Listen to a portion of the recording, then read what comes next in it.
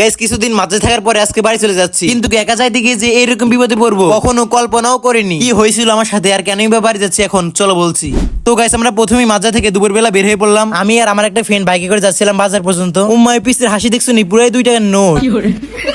ওর হাসি আর আমার হাসি দেখে তো আমি পুরাই ফিদা। যাই হোক বাজারে চলে আসলাম, এখন এখান থেকে একটা সিএনজিতে উঠতে হবে। তো এখানে কিছুক্ষণ দাঁড়ানোর পরে আমার সিএনজিটা ছেড়ে দিল। এই যে কিছুক্ষণ পরে আবার বৃষ্টি শুরু হয়ে গেল আকাশে, তাই বৃষ্টি ভেজা আকাশটা অনেক সুন্দর লাগছিল। আর 2-3 দিন ধরে পিট করে বৃষ্টি তো হয়েই যাচ্ছে। আমার পুরোপুরি নিয়ে ছিল আমি সকালে বের হবো মাঝে থেকে, কিন্তু বৃষ্টির জন্য বের হতে পারিনি, এই জন্য দুপুরবেলা বের হলাম। যাই হোক আমি এখন ভেড়ামারা স্টেশনে চলে আসলাম। আমি এখানে চলে এসেছিলাম 2টার সময়, কারণ 2টার সময় একটা ট্রেন ছিল, কিন্তু আজকে বন্ধ ওইটা। তাহলে কেমনটা লাগে কসাই এই কাহিনী হইলে? আবার সেই সাইডটা একটা আছে, তাছাড়া আর নাই। কি আর করার, এখন এখানে থাকতে হবে, তাছাড়া কিছুই করার নাই। তো আমি প্ল্যাটফর্মের উপরে দাঁড়াইছিলাম কতক্ষণ, এখন আবার আমার ট্রেন আসার টাইম হয়ে গেছে, তাই লেবে যাচ্ছি। তো লেবে কিছুক্ষণ স্টেশনে দাঁড়ানোর পরে ট্রেনটা চলে আসলো। যাক বাসলাম, আজকে আমার অপেক্ষা করতে করতে জীবন শেষ হয়ে গেল একবার। ট্রেনে ওঠার সময় মানুষ দেখলে অবাক হয়ে যায়, এত মানুষ বাংলাদেশে কোথা থেকে আসলো।